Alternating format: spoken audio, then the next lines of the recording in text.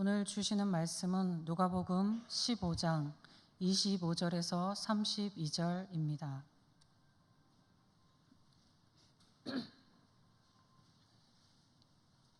누가복음 15장 25절에서 32절입니다.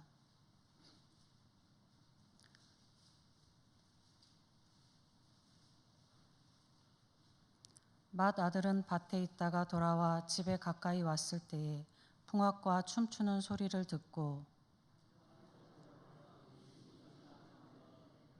대답하되 당신의 동생이 돌아왔음에 당신의 아버지가 건강한 그를 다시 맞아들이게 됨으로 인하여 살찐 송아지를 잡았나이다 하니,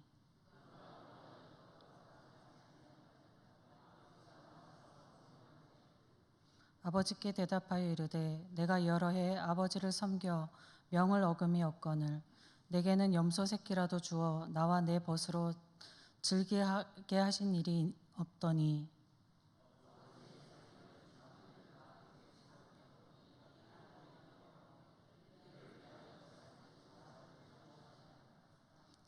아버지가 이르되 예 너는 항상 나와 함께 있으니 내 것이 다 내 것이로되 이 내 동생은 죽었다가 살아났으며 내가 잃었다가 얻었기로 우리가 즐거워하고 기뻐하는 것이 마땅하다 하니라. 아멘.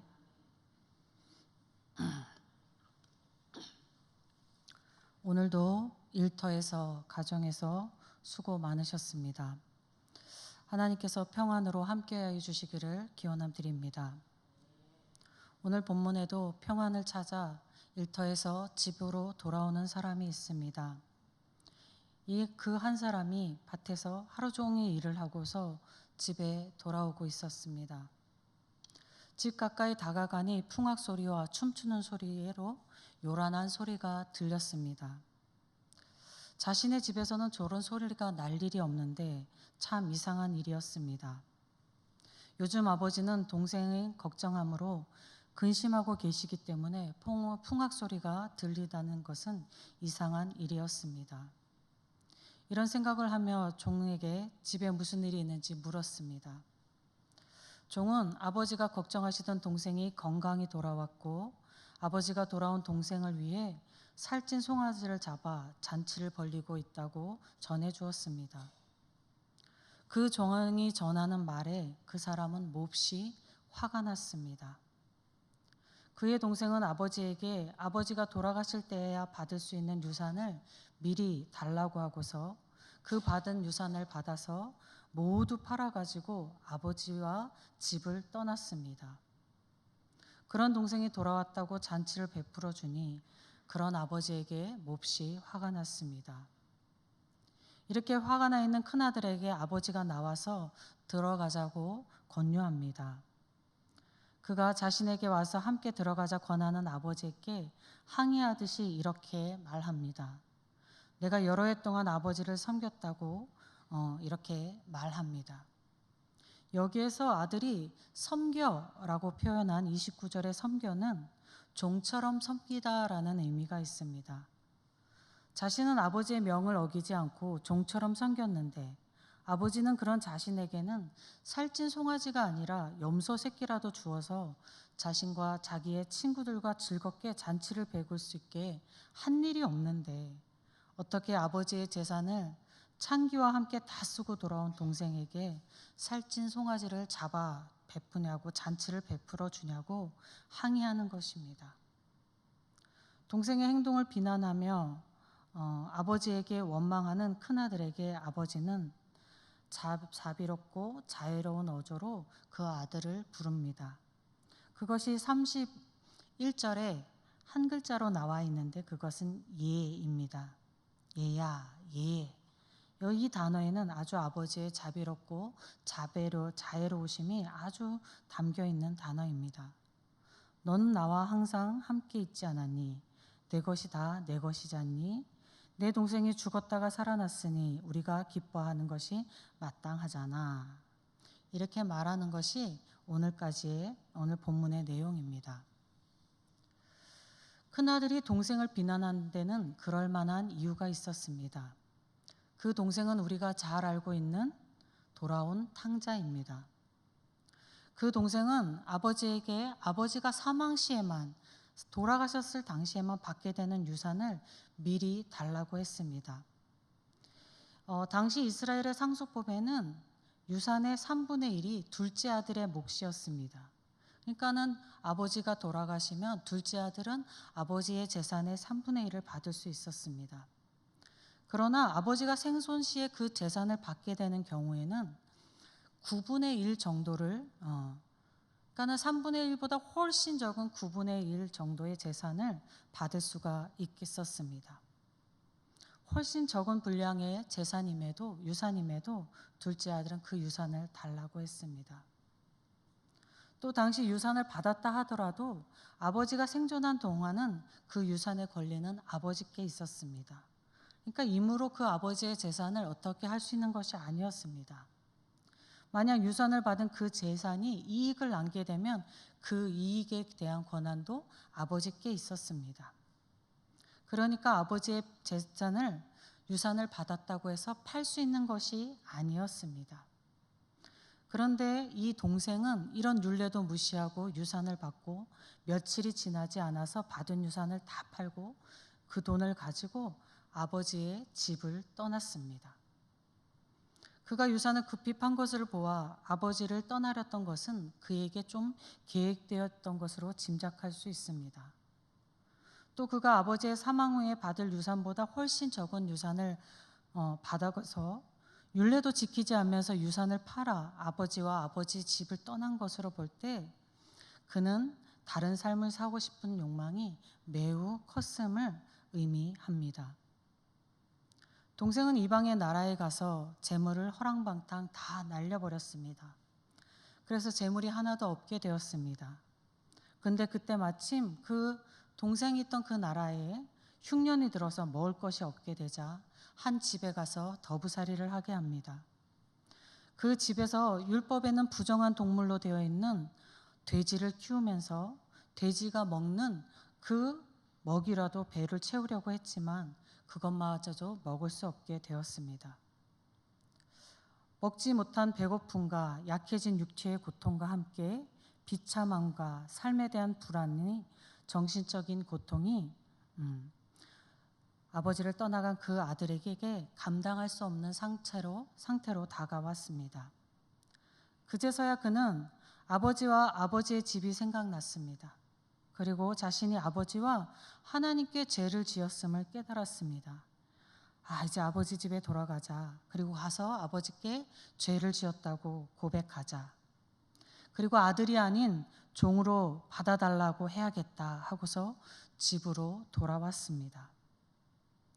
반면 아들이 떠난 날부터 그 아들을 기다리던 아버지는 저 멀리서 오는 초췌해진 모습으로 돌아오는 아들을 보고 몹시 기쁘고 가슴 아파하고 기쁘며 아들을 맞이하면서 가장 귀한 손님을 맞이하듯 송아지를 잡아서 잔치를 베풀어 주었던 것입니다. 죽었던 아들이 다시 살아났고 잃었던 아들을 찾았으니 그 기쁨이 말로 또 다할 수 없었을 것입니다. 아버지는 죄를 범한 아들을 향한 그 아버지의 뜻은 정죄하고 벌을 주는 것이 아니었습니다. 아들이 아버지께로 돌아와 아버지와의 관계를 회복하고 아버지와 살아가기를 원하셨던 것입니다. 이 이야기는 잘 알고 있듯이 여기에 이야기의 아버지는 하나님을 비유합니다. 우리 그리스도인이 신앙을 살면서 하나님의 뜻을 떠나 범죄의 자리에 있을 때가 있습니다. 아주 큰 범죄가 아니지만 나 스스로 내가 죄의 자리에 있구나라는 것을 깨달을 때가 있습니다. 우리는 범죄 자리에 자신을 깨닫게 되면, 죄를 깨닫게 되면 죄책감에 머물러 있을 때가 있습니다. 그때 우리는 우리를 향하신 하나님의 마음이 정죄와 벌이 아니라 하나님께로 돌아와 하나님과의 관계를 회복하고서 하나님과 사는 삶임을 기억해야 하겠습니다. 아버지는 아들이 아버지의 재물을 허랑방탕 다 날려버리고 돌아왔더라도 돌아온 그 자체로 기뻐 맞이하였지만 이 상황에서 큰아들의 입장은 달랐습니다. 제가 큰아들의 입장이었더라도 화가 몹시 났을 것 같습니다.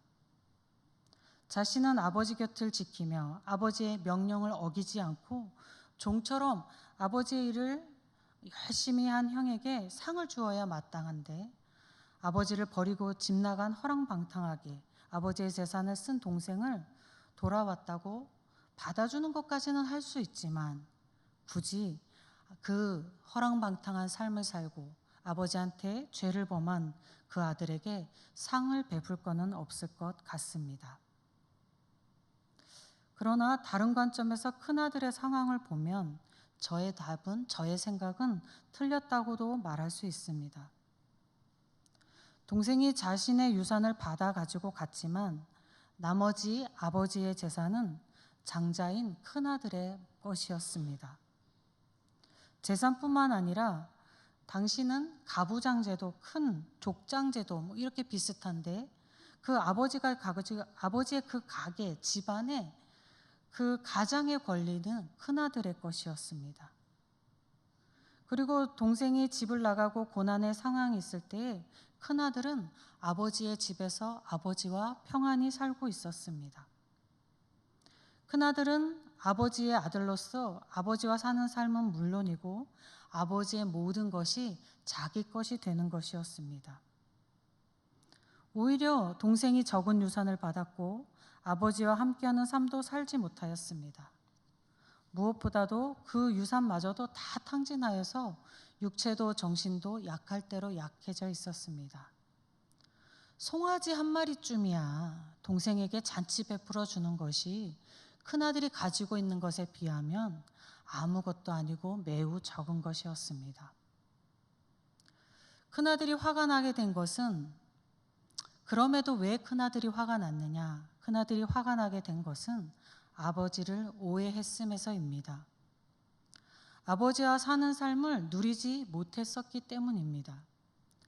큰아들은 아버지에게 인정받고 사랑을 받기 위해서는 아버지의 명령을 지키고 종처럼 일하는 것이라 생각한 것 같습니다. 그래서 아버지의 명령을 지켜 종처럼 일했으므로 자신은 동생과 달리 의로운 사람, 좋은 아들이므로 아버지께 인정받고 사랑을 받아야 한다 생각하고 자신의 의로움을 내세우며 화를 낸 것입니다. 그러나 아버지는 아들이 무엇을 해서 사랑한 것이 아니었습니다. 아버지는 아들 그 존재 자체를 사랑하고 인정하고 있었던 것입니다. 그것은 동생의 잔치를 베풀었고 아버지에게 크게 화를 내는 큰아들에게 아버지가 애정을 가득 담아서 아주 따뜻한 음성으로 예라고 부르심에서 알 수 있습니다. 큰아들은 아버지의 사랑을 오해함으로 아버지의 인정과 사랑을 받고 살고 있으면서도 아버지와 살고 있는 그 삶을 누리지 못했습니다. 아버지와 사는 삶을 누리지 못하니 집 나간 아들로 걱정과 근심을 하는 아버지의 마음을 이해하지 못하였고 불쌍한 처지에 있던 동생의 처지를 불쌍히 여기지 못하였던 것입니다. 아버지를 떠나 다른 곳에서 다른 것으로 기쁨을 누리고자 떠났던 동생도 그리고 아버지와의 관계를 오해했던 형도 존재 자체로 인정받고 사랑받고 있는 아버지와 사는 삶을 누리지 못하였던 것은 매 마찬가지였습니다. 여러분은 어떠십니까? 아버지를 떠났던 아들처럼, 작은 아들처럼 하나님이 아닌 다른 어떤 것이 더 기쁨을 줄 수 있는 것이라고 생각하고 찾고 있지는 않으십니까? 아니면 혹시 큰아들처럼 하나님께서 하나님의 명령을 따라 열심히 일할 때만 인정하고 사랑하신다고 오해하고 있지는 않으십니까? 여러분 모두 그 존재 자체를 사랑하시며 인정하시는 하나님과의 사는 삶을 누리실 수 있기를 축복드립니다. 누가복음 15장, 오늘 본문이 시작되는 누가복음 15장 1절과 2절에 보면 예수님께서 세리와 죄인들이 예수님의 말씀을 들으려고 왔습니다. 당시 세리들은 로마에 속되어 있는 유대에서 세금을 걷는 일을 했습니다. 로마에서 부과한 세금보다 훨씬 더 많은 세금을 세리들이 걷어서 남는 세금은 자신들이 착복했습니다. 그러니 그들은 우리나라 일제강점기로 생각하면 매국노와도 같았습니다.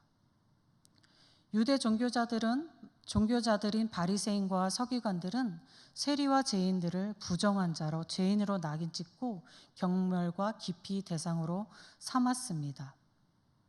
그로 세리와 죄인들은 종교적으로 가까이 할 수 있는 자격을 가지지 못한 사람들이었습니다.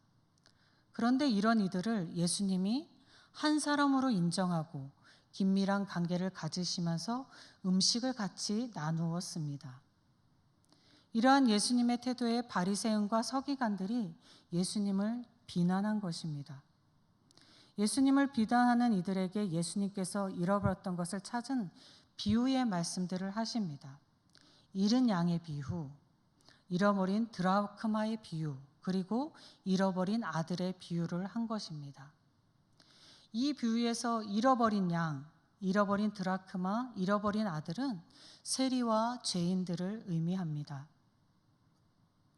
당시 세리와 죄인들은 아버지 집을 떠났던 둘째 아들이 아버지 집으로 돌아오고 싶어 했던 것처럼 그렇게 마음에 갈급함이 있었습니다. 그래서 하나님의 나라를 선포하는 예수님의 말씀을 듣고자 했습니다. 그리고 자신들의 존재를 인정하며 가치 있게 대해주시는 예수님을 따랐습니다.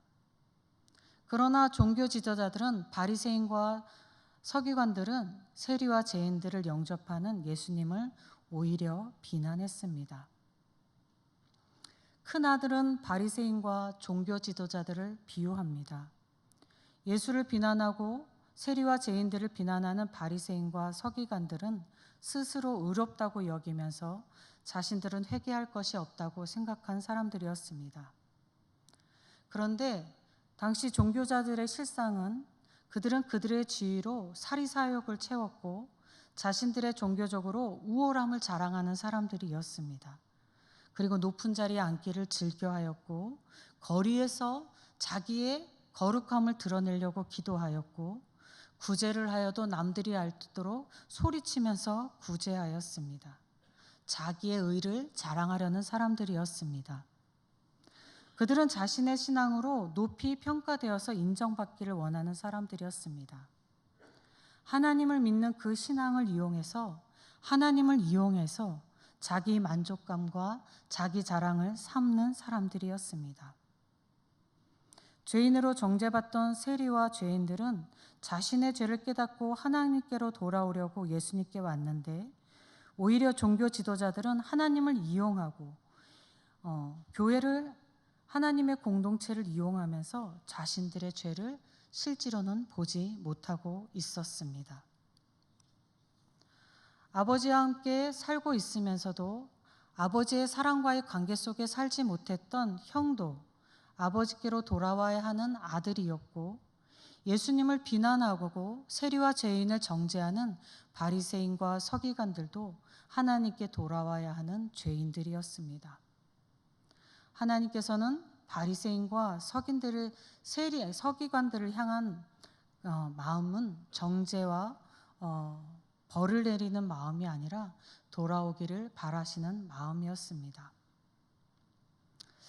몇 해 전에 교역자들과 함께 서울 양화진에 있는 외국인 선교 묘원을 다녀왔습니다. 그곳의 선교사님들의 묘역에는 많은 선교사님들의 생명이 우리의 나라를 위해서 그분들이 생명을 바침으로 인해서 우리나라의 복음이 심겨졌구나 하는 것을 알 수 있었습니다. 그 중에 한 선교사님이 눈에 띄었는데 무어 선교사님 묘비였습니다. 묘비를 한번 볼까요? 네, 이렇게 양화진의 한쪽에 이렇게 무어 선교사님의 묘비가 있었습니다. 이 무어 선교사님은 1860년도에 미국에서 목사님의 아들로 태어났습니다. 네, 여러분 보실 때 이쪽에가 무어 선교사님입니다. 그리고 1892년도에 시카고에 있는 신학교를 졸업하고서 32살의 나이에 한국으로 오셨습니다. 모 선교사님이 어디 누구에게 선교 활동을 했냐 하면은 우리나라의 당시에 최하층 미연인 백정을 대상으로 선교 활동을 펼쳤습니다. 모 선교사님은 고된 사역을 하다가 폐결핵에 걸려가지고 한국에 오신 지 14년 만에 1906년도에 제중원에서 숨을 거두셨습니다. 조선의 백성은 가장 천대받는 신문이었습니다. 그러니까 사람 취급을 받지 못했습니다. 잘 아시죠? 백정은 노비보다도 종보다도 창녀보다도 거지보다도 더 낮은 바닥의 신분이었습니다.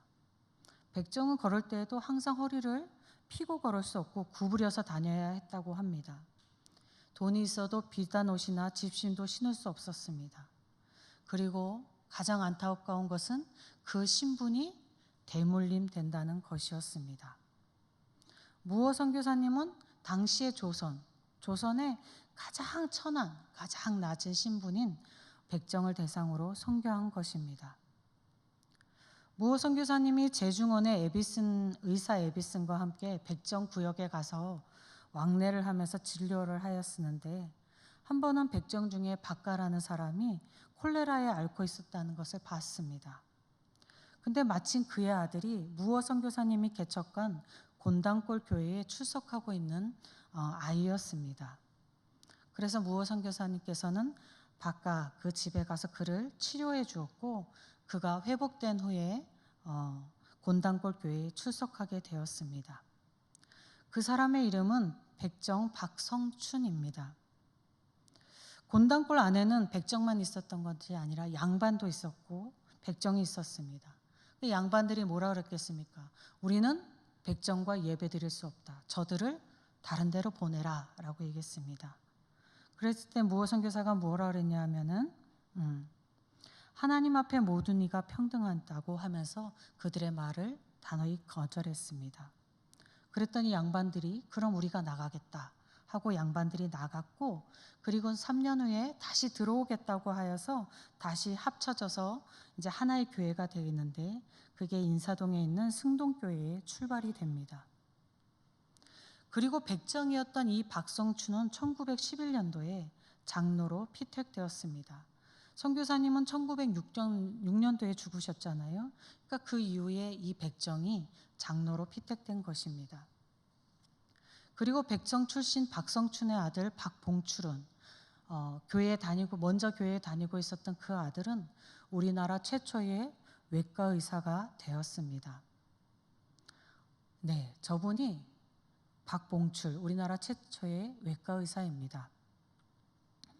당시 최하층민의 박성춘은 교회의 장로가 되었고 대물림을 받아서 백정의 삶을 살 수밖에 없었던 아들이 우리나라 최초의 외과 의사가 된 것입니다. 무어 선교사가 차별 없이 사람을 그 존재 자체로 존중하고 귀히 여기며 복음을 전파할 수 있었던 그 이유는 예수님이 세리와 죄인들 같은 이들을 존재 자체로 존중하고 귀히 여기셨기 때문입니다. 저는 신앙생활을 하면서 칭찬을 많이 받았습니다.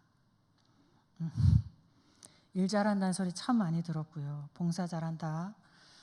뭘 맡겨도 잘한다. 뭐 이런 얘기. 그리고 신앙도 참하다는 평가를 받을 때가 많았습니다. 근데 지금 생각해 보면 내 생각이 아니었는가라는 생각도 들긴 합니다. 근데 제가 하나님과 가까워질 수 있으면 지면 질수록 어떤 것을 보냐면 내가 너무 죄인이라는 것을 깨닫습니다. 어떨 때는 수치스러워서 하나님 앞에 고개를 못 들겠고 어떨 때는 제 죄의 그 내면의 모습을 보고 싶지 않아서 하나님 이런 것도 봐야 됩니까? 라고 말할 때도 있습니다. 너무 죄인인 제가 너무 많은 사람을 정죄했다는 것도 알았습니다. 그 정죄함을 회개하고 그 정죄함에서 벗어나잖아요. 조금씩 벗어나게 되면은 어떻게 변화되느냐 보니까 제가 온전하지는 않지만 사람을 존중하고 귀하게 여기는 사람으로 조금씩 자라나고 있는 것을 느낍니다. 편견과 차별을 넘고 서로의 존재를 있는 그대로 존중하며 귀히 여기며 대하는 것이 예수 그리스도의 힘입니다. 그리고 그것이 기독교의 힘이고, 그리고 예수 그리스도를 믿는 우리 그리스도인의 힘입니다. 그 힘은 어디에서 오는가? 우리의 아버지 되시는 하나님과 함께 살아가는 그 삶에서 옵니다. 여러분의 아버지이신 하나님은 여러분의 존재 자체가를 가치 있다, 귀하다 여기시며 관계하고 계십니다. 이 하나님과의 관계를 누리시며 사는 것이 아버지와의 사는 삶입니다. 우리 예천교회 모든 성도님들, 그리고 오늘 예배드리는 모든 우리 성도님들께서 이 아버지와 사는 삶을 충만하게 누려가시기를 주님의 이름으로 축복드립니다. 하나님 감사합니다. 사랑이 참 당연한 것 같고, 하나님 예수 그리스도의 십자가가 너무도 당연한 것 같으나 우리의 죄된 모습을 바라보면 그것은 너무도 큰 은혜이며 감당할 수 없는 은혜입니다. 감당할 수 없는 은혜임을 우리가 깨닫게 하여 주시어서 하나님 앞에 머리 조아리고, 하나님이 나를 귀하다 여기시는 그 귀함처럼 타인을 귀하게 여기며 존중하며 살아가는 저희가 되게 하여 주시옵소서. 우리는 세상의 빛이다, 너희는 세상의 소금이다, 그리스도의 향기다 라고 했는데, 그것이 무엇으로 나타나는가? 우리의 삶으로 나타납니다. 그러한 삶 살아갈 수 있는 저희 되게 하여 주시옵시고, 그러한 삶 살아갈 수 있도록 하나님과 깊은 교제 속에 살아가는 저희 모두가 되게 하여 주시옵소서. 그러한 삶 주실 하나님을 소망하고 이루실 하나님께 감사드리며 우리 주 예수 그리스도의 이름으로 기도드립니다. 아멘.